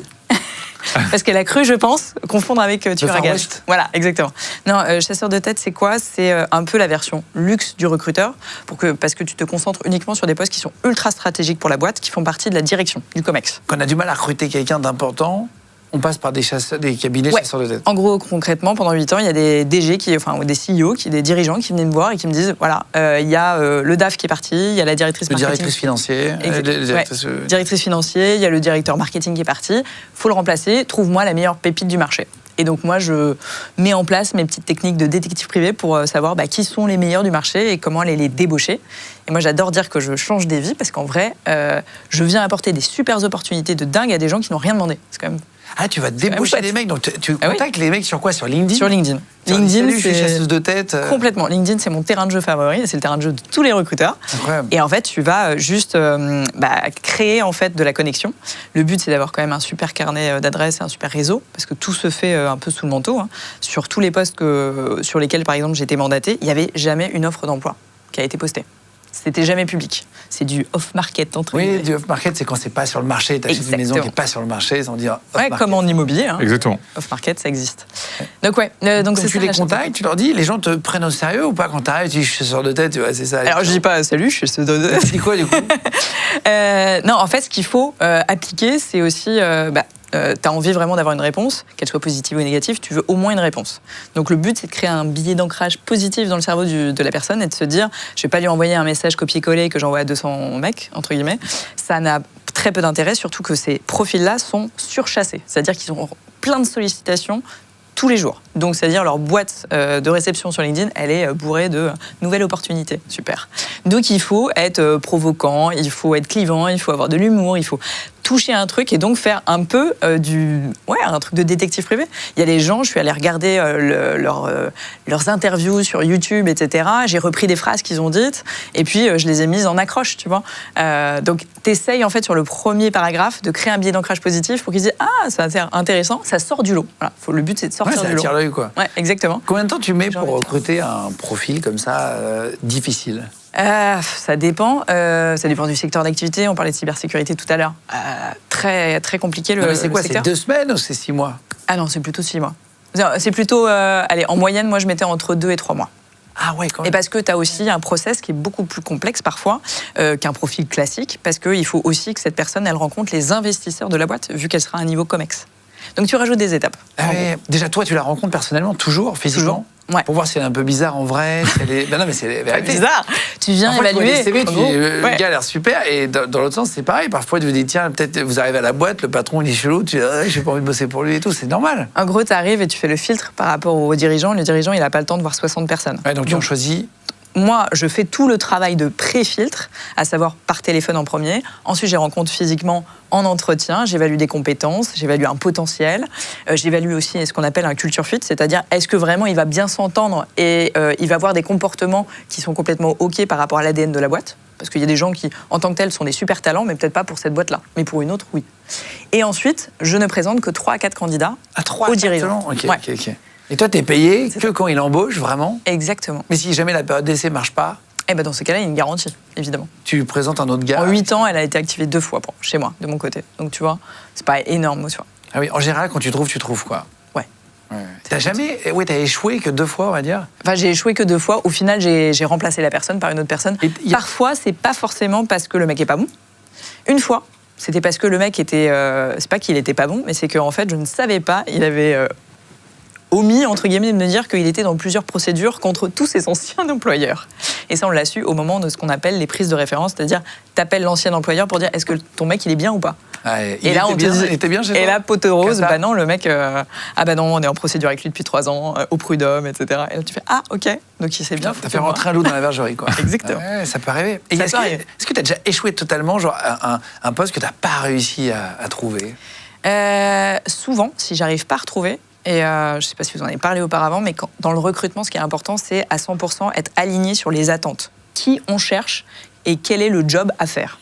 Sauf que, parfois, tu as des gens qui te disent moi, c'est bien simple, hein, je veux un directeur commercial bien câblé, tête bien faite, senior. Ça veut dire quoi pour toi, senior, par exemple? Senior, c'est-à-dire qu'il y a de l'expérience pour moi, c'est à partir de 5 à 10 ans d'expérience. Il y a des gens qui vont dire, pour moi, c'est 15 ans. Il peut y avoir un mec qui a 30 ans qui est un senior, parce que c'est un gars qui a 5 à 10 ans d'expérience sur un poste. Mais en fait, souvent, on ne se met pas d'accord sur le verbatim qu'on utilise pour décrire quelqu'un tête bien faite. Pour toi, ça peut peut-être être HEC, Harvard. Pour moi, c'est quotient émotionnel, relationnel, hyper développé. Je ne dis pas que c'est toi. Non, t'inquiète pas. Mais il faut se mettre d'accord sur qui on cherche réellement. Et parfois, on ne trouve pas la pépite, entre guillemets, qu'on cherche, parce qu'en fait, on n'a pas bien défini ce qu'on veut trouver. Il paraît qu'on n'a pas le droit de mettre sur les annonces l'âge minimum. On n'a pas le droit de dire, tiens, je cherche quelqu'un de 30 ans minimum et maximum 40 sur ce poste-là, parce que, je sais pas, il y a un manager qui a 50 et qui veut pas un mec plus vieux que lui, par exemple. Non, ça fait partie des raisons discriminatoires. Il y a 26 critères discriminants, dont l'âge, l'orientation sexuelle, par rapport à la religion, tout ça, l'apparence physique, etc. Il y a des choses qui sont vraiment discriminantes, tu ne peux pas. En plus, c'est interdit par la loi, c'est 45 000 € d'amende, 3 ans d'emprisonnement. T'as pas trop envie de jouer avec ça, en gros. Est-ce que tu as déjà fait un cabinet de chasseurs de tête, recrutement chez Iroko, Gauthier? Clairement, nous, on a beaucoup utilisé, surtout au début, tu vois, je te parlais de la stratégie un peu McDonald's, on avait fait un best-of en allant recruter chez nos concurrents des gens qui avaient des positions qui étaient intéressantes, parce que ça nous permettait vite d'apprendre très vite notre métier. Ah ouais. Et pour ça, passer par un chasseur de tête, c'est exact, toi, ça correspond exactement à ton besoin. Ça va chercher des profils spécifiques discrètement, et ça a souvent des très bons résultats. En tout cas, c'est très rassurant quand tu es chez l'entreprise, parce que tu payes au résultat. Donc, tu vois, c'est une façon de faire. En général, en échange, tu as une exclusivité. Oui. Mais voilà, ça fait partie des bons procédés. Et quand tu arrives à trouver quelqu'un qui est capable de bien comprendre ton besoin, qui connaît bien la culture de ta boîte, tu gagnes énormément de temps, parce qu'elle va te présenter des candidats, tu dis, ouais, en fait, là, on a gagné beaucoup de temps. Ouais. Et en plus, tu vois, il y a un deuxième sujet, c'est que si moi, je vais chercher des gens, tu vois, au-delà du temps, etc., quand tu as quelqu'un d'autre qui dit, c'est une super boîte, je te présente Gauthier, il est intéressé par ton profil, tu as un petit biais. Tu as un petit biais de confirmation qui fait que tu arrives parfois aussi à attirer des talents. Parce que tu vois, surtout quand tu es en début de boîte, faire venir les gens, c'est pas facile. C'est quoi les erreurs que les gens font, les recruteurs font souvent? C'est intéressant, si vous allez vous présenter comme ça, vous voyez aussi. Les erreurs que les recruteurs, pas les recruteurs. Les recruteurs. Ceux qui reçoivent lors de l'entretien d'embauche. Alors, il y a beaucoup d'erreurs en vrai, mais on va essayer d'en faire 2-3 uniquement. Première chose déjà, c'est de ne pas être formé justement au recrutement. Il y a des codes, il y a des techniques, il y a des pratiques, il y a des canevas, il y a des méthodos, comme en marketing, comme en sales, etc. Et en gros, de nier l'évidence scientifique. Pourquoi je dis ça? Parce qu'il y a des études scientifiques qui recommandent des méthodes qui sont prédictives de performance. C'est-à-dire qu'il y a des méthodes qui te permettent de dire ce candidat-là, il va mieux performer sur ce job plutôt que celui-là. Sauf que la majorité des candidats n'appliquent pas ces méthodes. Pourquoi? Pour la même raison que j'imagine que tu vas pas fouler tous les matins à 6h du mat le bitume pour faire un jogging, alors que tu sais que c'est bon pour la santé, que ça te ferait abaisser ton risque cardiovasculaire, mais tu le fais pas parce que... Qu'est-ce qu'on sait déjà? C'est la médecine. C'est la médecine. Mais tu le fais pas parce que ton cerveau te dit, en gros, te dit flemme. Et ton cerveau te dit, en vrai, ça va, tu respires, tu manges, tu dors, tout va bien, ton cœur bat, donc t'as pas besoin. Et c'est un vrai sujet, parce que du coup, on a beaucoup de recruteurs qui pensent d'ailleurs que recruteur n'est pas forcément un métier, mais juste la première marche pour devenir des RH. Et donc, qui ne sont pas formés, et alors qui font des entretiens, moi ce que j'appelle, désolé, mais 36-15, raconte-moi ta life, ta vie, c'est-à-dire qu'ils disent, présentez-vous. Super. Sauf que les candidats, candidat n'est pas un métier, donc ils se présentent, et donc ils font un monologue pendant 30 minutes. Et à la fin de l'entretien, t'as quoi? En fait, t'as un CV qui est encore plus détaillé devant toi, sur tout le parcours du candidat, mais à aucun moment, t'as le recruteur qui a posé des compétences qui sont requises par rapport au job. Donc, ce que tu dis, c'est qu'il faut bien préparer ces entretiens pour se dire c'est quoi exactement ce que j'attends, lister les attendus pour qu'au moins tu aies des objectifs pendant l'entretien, quoi. Bah, c'est connaissance, en fait. Ouais. Aussi, le principe d'un entretien, c'est de... En tout cas, le patron, hein, peut-être pas le RH, Ouais. mais le patron, quand tu disais que tu vas leur présenter, eux, leur but, c'est juste de sentir la personne ou pas, de voir si... Tu vois, j'ai des frissons. On sait qu'il a déjà... Non, mais tu vois, tu ressens un peu l'humain, tu sens l'aura, tu sens le... Le fit, t'as raison, le fit, Le c'est fit. important. Tu vois, dans des, Tu vas vois, passer dans des 80% de dans ta des journée petites avec boîtes, ça joue. Ouais. Mais je pense que t'as un gros sujet de dépasser un tout petit peu ça, parce qu'à la fin, tu veux quand même des gens pour travailler, tu vas pas pour partir en vacances. Exactement. Donc tu as envie d'avoir des gens. Non, mais pour sentir si le mec, il a vraiment envie de se donner, ou Ouais. si c'est juste un peu pépouze. Ah, mais ça s'évalue via des questions spécifiques, via des cas pratiques. Le culture fit, comme tu dis, c'est pas forcément du feeling, c'est de se dire est-ce que cette personne, elle va adopter les comportements qui sont promus dans cette boîte. Il y a des comportements qui sont promus et d'autres qui sont prohibés. Bah, dans d'autres boîtes, c'est différent. Donc il faut savoir effectivement si on va bien matcher et bien collaborer ensemble. C'est une question de collaboration. Mais en revanche, le mec, il est pris pour faire un job. Donc est-ce qu'il est capable de faire ce job? Est-ce qu'il a les bonnes compétences? Ça, faut venir l'évaluer. C'est quoi la plus grosse erreur des mecs qui se présentent en entretien d'embauche? Important si vous allez bientôt dans un entretien d'embauche. Qu'est-ce qu'il faut pas faire et qu'est-ce qu'il faut bien faire? Alors, ce qu'il faut pas faire, déjà, c'est ne pas poser de questions. C'est tout bête, mais les recruteurs ont ce qu'on appelle des biais cognitifs. Les biais cognitifs, c'est quoi? C'est des a priori, des préjugés sur les gens. Par rapport à leur propre histoire, clichés, préjugés, croyances, etc. C'est ce qu'on appelle aussi le biais de la première impression. Et c'est-à-dire que cette première impression, on l'a tous. Hein. C'est-à-dire qu'en 20 secondes, j'ai une impression soit positive, soit négative de toi. Par rapport à plein d'infos que mon cerveau va choper sur ta tenue, sur ta manière d'être, ton attitude, un sourire, même ta poignée de main. C'est triste à dire, mais mon cerveau va avoir une impression positive ou C'est négative. important la poignée de main. Ouais, clairement. Mais du coup, ce biais-là, il est pernicieux parce que du coup, ton cerveau, enfin le cerveau du recruteur, va faire en sorte de vouloir absolument venir confirmer cette première impression et d'oublier toutes les autres informations. Sauf qu'au final, nous, en tant que recruteurs, on est là pour venir évaluer des compétences. Sauf que l'activité même d'évaluer, elle est biaisée. Donc c'est compliqué pour un recruteur parfois de conscientiser ses biais. Mais du coup, le candidat, il peut jouer, donc conseil au candidat, jouer avec ça, entre guillemets, essayer de créer un biais d'ancrage très positif en ayant déjà une tenue adaptée, en ayant une attitude positive, dynamique, un super sourire, en posant des questions. Parce que pourquoi? Il y a beaucoup de recruteurs qui pensent que les gens qui posent pas de questions sont pas motivés. C'est une croyance, c'est pas une vérité. Donc prenez des notes, posez des questions, renseignez-vous à minima sur l'entreprise la avant. société et l'entreprise en amont.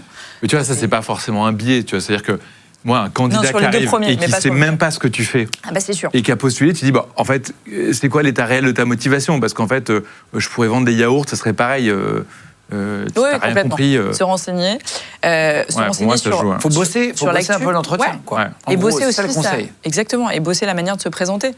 Comment vous allez restituer votre parcours d'une certaine manière, tu vois. Il y avait un homme politique qui disait qu'avant chaque entretien, même dans la vie privée, hein, c'est-à-dire que s'il allait rencontrer un machin, hein, il travaillait son rendez-vous Toujours. rapidement, mais il savait que le mec venait de telle ville, machin, et il trouvait 5 points d'accroche justement pour dire ah putain j'ai vu que vous étiez vous venez aussi de Nantes, bah, c'est marrant parce que moi j'ai passé mon enfance à Nantes, premier lien, Ouais. premier liant même. Ouais. C'est pour ça que je parle de biais d'ancrage. C'est tu veux avoir un biais d'ancrage positif. Il faut dire trouver un j'ai truc vu. sur le patron quoi. Ouais, mais après avec Google etc. Tu peux vraiment c'est ça, trouver c'est ça. plein de choses. Ouais, Donc faut t'as dire accès- chercher t'as accès 2, à 3 toutes les trucs. informations. Ouais. J'ai vu que vous avez été fait- papa, j'ai vu que vous Voilà. avez été machin, j'ai vu D'accord. que vous aviez acheté. Exactement. J'ai vu que vous avez fait vos études à Rouen, moi aussi, c'est rigolo, etc. Et tout de suite, ça crée une sympathie dans l'esprit, entre guillemets, du recruteur. Faut pas commencer à mentir. Dites pas que vous étiez à Rouen vous aussi, c'est pas vrai. Non, mais non, bien sûr, on J'ai ne vu que ment vous pas. étiez tu sors toute sa vie. Mais c'est Ouais, marrant. ton CV, pas du tout. Et moi aussi, j'adore. Est-ce qu'il faut mentir sur son CV? Alors, question, moi je connais pas mal de gens qui ont menti sur leur fiche de paye pour avoir des appartements à Paris. Tu changes un peu un truc, machin, bon voilà. Ça, c'est assez courant, en réalité, tout le monde le sait. Et il y en a qui mentent un peu sur le CV aussi. C'est une notoriété publique. Ouais. Est-ce que ça, c'est un truc que tu conseilles, honnêtement, ou pas? Alors non, je ne conseille pas du tout de mentir. Ou on va dire, de changer la réalité. si tu préfères. D'enjoliver, tu veux dire? Voilà. Alors, tu peux copywriter, c'est-à-dire réécrire avec des jolis mots, avec des mots qui soient engageants, etc., ton parcours, etc. Mais par contre, non, mentir, c'est prohibé, évidemment. Et surtout, ça va te revenir après dans la tronche par la suite. En plus, il y a des prises de référence. Donc, tu vois, Exactement. si tu appelles quelqu'un et tu dis donc il faisait ça chez toi, alors pas du tout, il faisait des photocopies, il y aura. Moi, ça m'est déjà arrivé. C'est fini, hein. On m'a Ah ouais appelé de temps en temps pour me dire attends, et alors, il était comment le gars et tout au montage et tout? J'ai dit bah, il était super, mais il était pas monteur quoi. Il n'était pas du tout un poste de monteur, rien à voir. Et il me dit, mais il monte bien. Je dis, mais je sais pas, je peux pas te conseiller. C'est un mec que j'aimais bien, mais c'était pas le même Cette poste. compétence-là, je peux pas la recommander. Il est super et tout. Il est parti bosser dans un autre secteur. Et c'était compliqué, donc faut pas non plus mentir. Non, faut pas mentir. Et j'en ai déjà qui ont complètement inventé un CV. J'ai eu ça aussi. Un gars qui arrivait, qui disait, je suis monteur professionnel et tout. Il me montre une démo, ça s'appelle un showreel dans le métier, c'est-à-dire qu'il te montre plein d'extraits de ce qu'il a fait pour te montrer. Et c'était au tout début du média. Et on a un gars qui arrive, la démo, elle est exceptionnelle. Genre vraiment, tout le monde tombe en arrière. Le gars, c'était vraiment incroyable. Et il se met sur l'ordi de montage. Et j'avais notre chef monteur, il s'appelle Alexandre, un ami de longue date qui est venu m'aider au lancement du média. Et qui se met derrière lui, il dit, alors super, écoute, première journée, tu vas monter telle émission. Écoute, c'est parti, je me mets avec toi et puis je te suis. Et là, il voit et tout. Donc le gars fait glisser le projet, il y a l'image. Et il lui dit, tiens, est-ce que tu mets en grand écran, comme ça, enfin en plein écran, comme ça, je me mets à côté de toi, je vois bien. Il dit, ah, bien sûr, bien sûr. Et là, il cherche. Il dit, mais attends, tu sais pas mettre en plein écran parce que c'est ça. Et en fait, vous connaissez pas la base. Et donc, il y avait un raccourci et il savait pas la base. Et en fait, fait une étude de cas, en fait. Et en fait, donc mon pote m'a dit, il est venu me voir un peu, il me dit, écoute, j'ai un doute quand même sur la véracité de son truc parce que quand même, le showreel était exceptionnel. Et en fin de journée, il n'avait pas monté une minute de l'émission. Et du coup, on le voit dans le bureau, on lui dit, attends, qu'est-ce qui s'est passé? Est-ce que il y a un problème de logiciel, de machin et tout? Et il dit, non, en fait, je sais pas monter, je commence dans le métier. Il nous l'a dit. Hein. Et c'était pas le sien, c'était pas son showreel à lui. C'était pas du tout son showreel. Ou alors, parfois, il y en a qui le font à plusieurs, le showreel, à l'école. Ouais. Et donc, du coup, tout le monde s'entraide sur un très beau showreel. Donc, tout le monde a un très beau showreel, mais c'est pas eux qui ont fait le motion design, par exemple, les flashs, les trucs rajoutés à l'image. C'est ça. Mais ce qui est normal aussi, je comprends. Mais en tout cas, mentir complètement sur le CV, c'est-à-dire tu sais pas monter, tu te prétends monteur, tu sais que ta durée de vie elle est quand même limitée dans la boîte parce que clairement. Ça va se voir en fait des premiers jours. C'est très très court terme en fait. C'est très court terme. Mais en vrai, alors je sais pas si les Français mentent autant que les Américains, mais aux États-Unis, tu as des études qui ont été faites qui disent, c'est Career Builders qui disaient 75% des candidats mentent sur leur CV. 75%. C'est énorme. C'est énorme. Mais ça va du truc où bon, il s'est rajouté un an, où il s'est mis manager alors qu'il est manager de lui-même parce qu'il n'a pas d'équipe, tu vois, ou des trucs comme ça, ou carrément changer des résultats sur le nombre de ventes qu'il a fait dans la boîte. Est-ce que la première impression du coup reste. Parler de la première impression. Oui, est-ce qu'on est foutu quand on fait mauvaise impression dès le début en gros? Non, elle reste si et seulement si, on est face à un mauvais recruteur. Un recruteur justement qui n'est pas conscient de ses biais, qui n'est pas conscient de ses préjugés. Moi, par exemple, pendant mes 4 premières années de chasseuse de tête, j'avais un biais que je n'avais pas conscientisé, à savoir, comme j'ai un passé d'avocate, j'avais tendance à favoriser les gens ou avoir un a priori positif des gens qui avaient un background juridique, qui avaient fait des études de droit. Parce que je projetais sur eux le fait qu'ils étaient rigoureux, grosse capacité de travail, hyper synthétiques, etc. Alors qu'en fait, pas forcément, surtout c'était des cancres, tu vois. Donc, il y a beaucoup de recruteurs, malheureusement, qui n'ont pas pris conscience de ça et qui, du coup, se laissent embarquer par cette première ou mauvaise impression et sont, je suis désolée, je reprends tes mots, qui ne l'ont pas senti du coup et qui se disent, comme je ne l'ai pas senti, c'est pas un bon candidat. Il faut faire attention à ne pas confondre ce qu'on appelle la présentation et la performance d'un candidat. Il y a des candidats qui sont super candidats mais qui ne seront jamais des super employés. C'est-à-dire ils sont très bons dans l'art de convaincre, notamment par exemple les directeurs commerciaux ou les sales, les commerciaux. Eux, ils sont experts dans l'art de la vente, donc dans l'art de se vendre. Donc, ils te vendent un truc, ils te font un numéro, pirouette, salto et tout. Et tu les trouves géniaux en entretien. Et au final, parfois, quand tu les prends, tu te rends compte dans la période d'essai que, en fait, il t'a vendu de l'esbrouf. Et tu t'es fait avoir par tes propres billets. Parce que tu t'es dit, super candidat et tout, tchatch et tout. Mais derrière, en fait, c'est pour ça que c'est important de poser des questions précises qui sont corrélées à des compétences qui sont faites pour faire le job. Je rigole parce que j'ai un ami, on parle de ça, mais qui a des tatouages, qui adore les tatouages, qui en a beaucoup. Et quelques années plus tard, il veut changer, il veut travailler dans un domaine où c'est absolument interdit d'avoir des tatouages, et dans une boîte qui ne peut pas les accepter. C'est quel domaine? C'est important, c'est de la politique. Ah ouais. Il est allé, il a voulu rentrer, il rêvait après de vivre un truc politique et tout, en assistant, mais évidemment, tatouage, tu peux pas avoir des tatouages dans le cou et sur les mains, machin, etc. Et en fait, il a postulé, on en a ri très fort un jour, parce qu'on le voit arriver à un rendez-vous au restaurant avec nous, juste avant le truc, il était en col roulé, mais vraiment, genre, une collerette, quoi. Et vraiment, les manches très très longues, il me dit, putain, j'ai galéré pour trouver un pull qui cache tout. Je dis, mais tu peux pas aller travailler toute ta vie en. Mais non, c'est pas possible. On va se voir. en pull col roulé, c'est ce qui à mon avis, c'est limité quand même, quoi. Est-ce que toi, tu as déjà eu une énorme galère de recrutement chez Iroko? On parlait des succès, des réussites et des échecs. Ça rend en plus le truc plus honnête, parce que tout le monde a des échecs, des succès. Clairement. Est-ce que tu t'es déjà planté sur un candidat ou un candidat qui est arrivé, je sais pas, qui a mis ses pieds sur la table, un peu improbable? Moi, on a eu pas mal de... Tu vois, quand je recrute 70 personnes à la fin, c'est, je sais pas, en nombre de candidats, etc., on a dû voir des centaines de personnes. Moi, le pire qui m'est arrivé en entretien, c'est que j'ai vu quelqu'un d'alcoolisé qui est arrivé, tu vois. Alors, on parle de biais, tu vois, là... c'est plus qu'un biais. C'est plus qu'un biais. C'est-à-dire que tu as un sujet de présentation, une haleine forte d'alcool et un comportement qui est assez étonnant pour des postes à responsabilité. Tu vois, tout de suite, tu sais qu'il y a un problème. Après, moi, le rendez-vous, hein, c'est ça? Moi, j'écourte beaucoup, ouais. Ah oui. En fait, tu vois, c'est gênant de dire... le temps est précieux, mais moi, je suis quelqu'un d'honnête. Je préfère dire, il semble que tu aies consommé de l'alcool. Nous, c'est impossible qu'on recrute quelqu'un qui a, arrive à un entretien d'embauche, avec une haleine pareille. Et soigne-toi. Et si tu es guéri un jour, on sera ravis de te revoir en entretien. Mais là, c'est juste pas possible. Donc ça dure 5 minutes. Ah ouais, donc t'expédies quand même le truc. Et parfois, est-ce qu'en 1 minute, toi qui es patron, il y a 70 personnes qui travaillent avec toi, est-ce que parfois, dès la première poignée de main, tu sais déjà si ça peut le faire ou pas, en réalité? Alors, en réalité, j'ai pu penser ça à un moment, et petit à petit, j'ai quand même essayé de travailler un peu mieux ce que j'attendais dans l'entretien. Donc la poignée de main, ça compte, mais moi, je fais beaucoup d'études de cas, beaucoup de prises de référence. Donc là, j'essaie de rationaliser un tout petit peu ça. Mais oui, il y a des moments où en fait, tu as un sujet de fit. C'est-à-dire que même si tu as des bonnes références, même si tu as les bonnes compétences, il y a est-ce que j'ai envie de travailler avec la personne? Et parfois, tu sais pas pourquoi, mais tu serres la main et tu dis, en fait, j'ai pas envie de travailler avec cette personne-là. Et là, il faut être aussi capable de se dire, tu vois, dans les petites boîtes où tu vas passer beaucoup de temps avec les gens, je vais pas la prendre.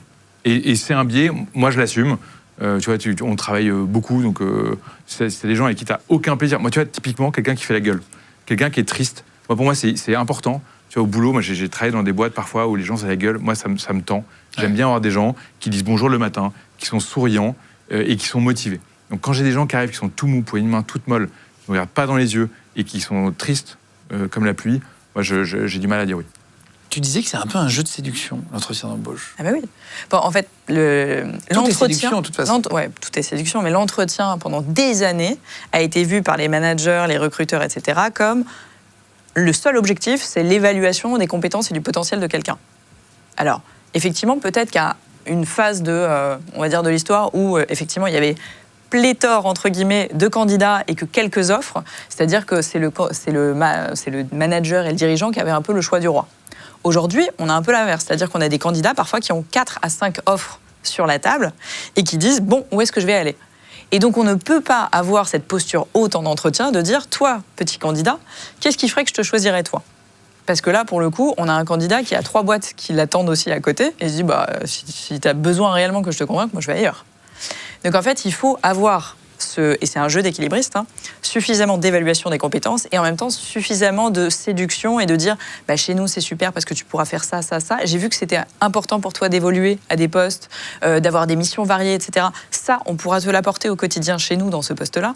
Et donc avoir cette phase effectivement de séduction aussi. Pour terminer, est-ce qu'il faut aborder lors de l'entretien d'embauche le salaire ? Est-ce que quand on est candidat, est-ce qu'il faut dire « excusez-moi, je voulais parler du salaire » ou est-ce que c'est pas une chose à faire, il faut attendre le 2e rendez-vous pour aborder le sujet? Alors moi, je suis même choquée, j'ai envie de te dire. J'ai des candidats qui m'ont dit je suis au 5e entretien, j'ai toujours pas entendu parler du salaire. Ce n'est pas possible. En fait, pour moi, je fais toujours l'analogie, c'est tu veux rentrer dans un restaurant pour aller manger, bah, tu regardes le menu et surtout, tu regardes les prix. Tu regardes si tu peux te le permettre, entre guillemets. Dans ces cas-là, sinon, tu vas chez Pierre Gagnère et puis à la fin, l'addition, elle est salée, ça te coûte un PEL. Donc, c'est pas possible, tu vois. Donc, l'idée, c'est de se dire, OK, on a des candidats quand même qui ne travaillent pas pour des cacahuètes. Ils ont besoin parfois de rembourser des crédits sur le dos, des pensions alimentaires, etc. Donc, ils ont besoin de savoir effectivement s'ils peuvent se permettre de prendre ce job ou pas, si ça va Mais donc, être suffisant pour leur train de vie. en parler avant de voir le patron? Donc, alors déjà, ça doit être quand il y a une ouverture de poste. Normalement, la RH, elle se rapproche du directeur administratif et financier pour dire quelle ligne budgétaire on alloue sur ce poste-là. Ouais, on est d'accord. Quel salaire on est prêt à mettre? Quel salaire on est prêt à mettre. Donc, l'entreprise, elle sait, elle a une fourchette entre guillemets. Elle a budgété même un max, normalement. C'est bien fait. Et ensuite, alors bientôt, ce sera obligé de le mettre dans les annonces, mais aujourd'hui, ce n'est pas encore le cas.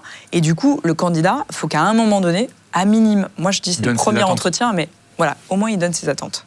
Et dire, aujourd'hui, je suis à temps. D'ailleurs, dans un an, on ne pourra plus lui poser la question, quel est votre salaire actuel ? Il ne sera plus obligé de le dire, parce que souvent, les recruteurs, du coup, ils prennent le salaire actuel, ils font, allez, plus 5, plus 10%. Même s'ils peuvent faire plus 20%. Hein. Ils vont toujours être un peu moindres. Mais de dire, voilà, moi, aujourd'hui, je suis à temps, j'espère avoir entre temps et temps. Il y a un truc, Harvard Business Review qui a sorti une étude, pour terminer, qui est assez folle. Les femmes candidates, lorsqu'elles pensent avoir 100% des compétences, exact. Alors que les hommes, on postule quand on pense qu'on a 60% des compétences. Ouais, c'est sur un malentendu, ça peut passer. C'est en mode Jean-Claude Duss, quoi. Exactement. Ouais. On postule pour être dans la ligue du dessus, quoi. C'est exact. Et c'est d'ailleurs pour ça que cette loi sur la transparence des salaires est arrivée. C'est aussi pour venir, on va dire, effacer les inégalités salariales parce que, de nature, les femmes se dévaluent d'une certaine manière. Alors, pas toutes, évidemment, mais de manière générale. Et surtout, elles n'osent pas trop négocier. C'est-à-dire qu'aujourd'hui, il y a une évaluation annuelle, on va lui dire, t'as 2% d'augmentation. Généralement, c'est ok, merci. Un mec va dire, non, 6. L'autre va dire, ok, 5. Bon, 5. Déjà, ça y est. Voilà. Il y en a une qui est à 2% d'augmentation et l'autre qui est à 5 sur le même poste. Et ça, fois toutes les années d'ancienneté. LinkedIn, réseau social pour le professionnel. Ouais. Qu'est-ce que tu conseilles pour avoir un profil LinkedIn qui attrayant. Qui pour avoir un profil LinkedIn attrayant, déjà, arrêtez avec la photo qui a été prise au mariage de tonton Sylvie ou je ne sais quoi. Enfin bref, en gros, tu sais, souvent, t'as même, c'est coupé. T'as la main que tu vois sur l'épaule. Donc on essaye d'avoir une photo pro, souriante, avec justement, pour éviter de faire la gueule. Ça, vous pouvez la mettre parfois dans des applis avec l'IA qui prennent votre tête et qui vous la mettent un peu plus. Alors attention à l'effet déceptif aussi. Moi, j'ai rencontré des dirigeants qui avaient du coup normalement... Pour embellir la photo. Oui, voilà. Et je les ai pas reconnus parce que c'était une photo qui datait d'il y a 10 ans. Donc une photo c'est actuelle. Comme Tinder, finalement. Oui, voilà, complètement. Une photo à jour, actuelle et souriante, etc. Ce qu'on peut faire aussi, c'est effectivement, on ne le sait pas forcément, tout le monde qui est sur LinkedIn ne le sait pas forcément, mais il y a une section qui s'appelle biographie, ou qui s'appelle intro, où en gros on peut remplir justement des choses sur nous. C'est-à-dire, au-delà de notre parcours, qu'est-ce que l'on cherche aujourd'hui, sur quoi on a envie de bosser, quel secteur d'activité on est friand, etc. Et ensuite, sur la description de notre parcours, parce qu'en vrai, LinkedIn, c'est un CV digitalisé, hein, c'est de venir, au lieu de dire juste responsable de magasin, et puis c'est une ligne, et puis en dessous j'avais manager de je sais pas quoi, mais responsable de magasin et de venir détailler. C'était quoi le contexte ? C'était quoi la mission ? C'était quoi l'équipe ? C'était quoi mes responsabilités ? C'était quoi les objectifs escomptés ? C'est quoi les objectifs obtenus ? Parce qu'en fait, on va prémâcher le travail du recruteur qui va dire « mais trop chouette, ça j'ai envie d'appeler cette personne ». Est-ce qu'il faut relancer quand on a eu un entretien d'embauche ? Est-ce que c'est un peu relou ? Ou est-ce que c'est bien vu de renvoyer un mail en disant « j'ai adoré l'entretien, j'espère être pris, machin ». Est-ce qu'il faut... Ouais. Il y a beaucoup déjà de recruteurs qui en ont marre d'être ghostés. Ghostés, ça veut dire que les candidats, ils ont fait l'entretien et puis après, on n'a plus de nouvelles. C'est-à-dire, on leur envoie un message, etc. Parce que justement, le marché est tel que parfois c'est pénurique et qu'ils sont pléthore d'offres et du coup, ils oublient aussi de répondre. Donc ça, c'est première chose. Donc le but, c'est que le candidat, effectivement, il puisse déjà faire un mail de remerciement. C'est juste ça, rien que ça, vous sortez du lot. Il y a tellement de candidats qui font l'entretien. Une minute. Exact. Et puis avec ChatGPT, maintenant, tu peux faire un truc sympa. Ça montre la motivation. Franchement, c'est hyper agréable. C'est hyper agréable.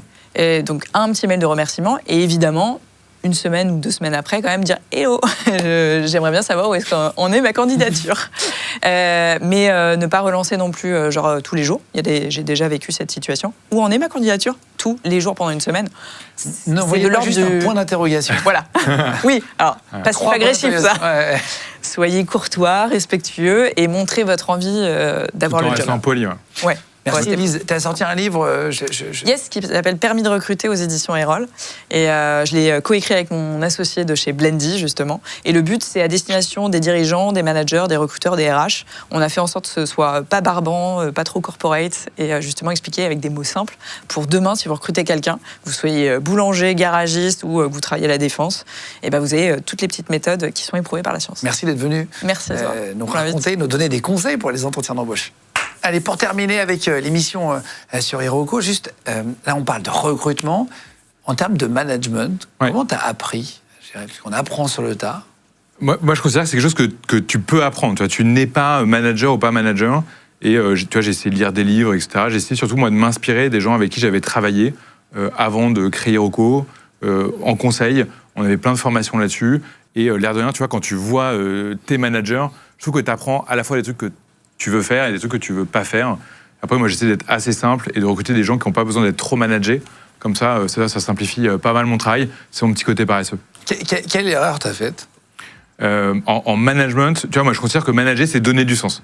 Si tu n'expliques pas clairement où on va, comment on y va et pourquoi on y va, je pense que tu as raté une grosse partie du management. Tu vois, le manager, c'est pas juste vérifier les congés et à la fin de l'année faire des entretiens annuels. En fait, le donner le bon cadre, c'est vraiment pour moi ce qui donne le plus de valeur et qui fait que tu es un bon ou probablement un moins bon manager. Et moi, j'ai pu rater un peu ces étapes-là dans des vies antérieures ou de pas être assez clair, tu vois, sur c'est quoi le projet de la boîte, où est-ce qu'on va, pourquoi on va là-bas et c'est quoi les étapes intermédiaires. Donner du sens. Est-ce que l'IA, ça t'a aidé dans le management, dans le recrutement, dans l'équipe en général? Alors l'IA, c'est en train de nous aider.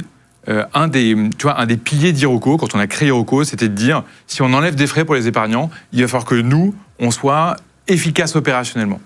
Et bonne nouvelle, tu vois, le marché qu'on a attaqué, c'est le marché de la pierre papier. C'est un vieux marché qui date des années 60 avec des bulletins de souscription papier, etc. Et donc en mettant du digital, en mettant tu vois, des souscriptions et des espaces où tu peux facilement faire ça en ligne, on a déjà gagné beaucoup de temps. Parce que tu ne ressaisis pas manuellement le nom, prénom de quelqu'un sur une pièce d'identité, tu ne rentres pas tu vois, un RIB, tu peux faire quand même beaucoup d'erreurs en mettant un RIB. Donc on était content de le faire automatiquement avec ce qu'on appelle des OCR, donc des petits robots qui vont lire gentiment ce qu'il y a sur ces avec les banques, d'ailleurs, vous prenez en photo le RIB et il se fait tout seul. Quoi. Ouais. Donc, parce que ça, c'est un truc chiant, les RIB. Et grave, tu vois, si tu fais un virement de dividende mensuel à un épargnant et qu'il n'atterrit pas sur le bon RIB, probablement qu'on va te le reprocher à raison. Et l'IA, ça nous aide aujourd'hui, d'ores et déjà. Alors, on a créé là, tu vois, un tout petit moteur et de l'IA qui permet de trier les CV automatiquement. Donc, on vérifie, tu vois, qu'on check un certain nombre de points qui étaient dans l'annonce avec les CV. C'est une IA qui le fait pour nous. Dans les compétences, tu veux dire? Oui, dans les compétences, dans les années d'expérience, etc. Comme ça fait déjà un tri. Et ça répond automatiquement aux candidats qui n'ont pas la bonne expérience, en tout cas ce que nous, on cherchait.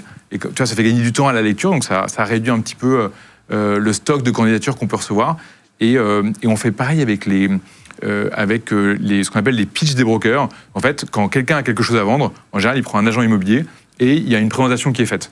On reçoit des présentations en allemand, en néerlandais, en italien, en espagnol, en anglais, en français. Et on a une IA qui traduit tout ça et qui synthétise ça dans une petite fiche pour qu'on aille tout de suite, tu vois, à l'essentiel sur le bâtiment. Et de la même manière, on voit tout de suite des trucs des opportunités d'investissement qui ne sont pas pertinentes pour nous quand le bâtiment est vide, quand le locataire est fragile.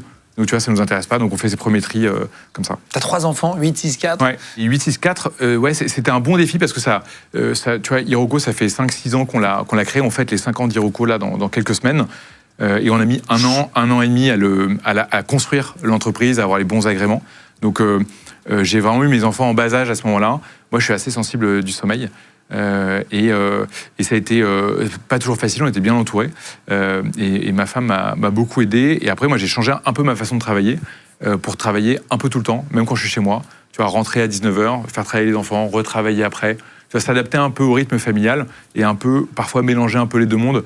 Tu vois, je trouve que tu as un peu deux façons d'aborder les choses. Soit tu es quelqu'un de très rangé et tu vas faire ton travail puis ta famille. Moi, j'étais un peu comme ça au début. Et il s'avère qu'en fait, le travail mange assez vite le temps familial. Soit tu imbriques un peu les deux. Et ça, pour moi, ça a marché assez bien. Donc, les gens autour de moi au travail l'ont accepté. Donc, de temps en temps, il y a des enfants au travail aussi. Et en fait, ça ne dérange pas plus que ça, tant que c'est maîtrisé. Et en fait, on est capable de faire plusieurs choses en même temps. Donc, parfois, mélanger un peu tout. Moi, je travaille un peu tout le temps. Hein. Et ma femme l'accepte gentiment, donc ça marche. Donc pour récapituler, Iroko, on peut investir à partir de 5 000 € jusqu'à plus soif, enfin autant que vous voulez. C'est pas liquide instantanément, mais ça peut l'être en quelques jours. Oui. On peut récupérer l'argent. C'est pas garanti. Vous avez fait des rendements de 7,32 l'année dernière, oui. au jour du tournage. Et donc vous investissez dans l'immobilier et vous investissez sur les 160 biens en fait, que vous avez vous. Donc quand vous mettez 5 000 €, il y a une part des 160 biens, oui. donc de 160 locataires. Peut-être 170 demain, etc.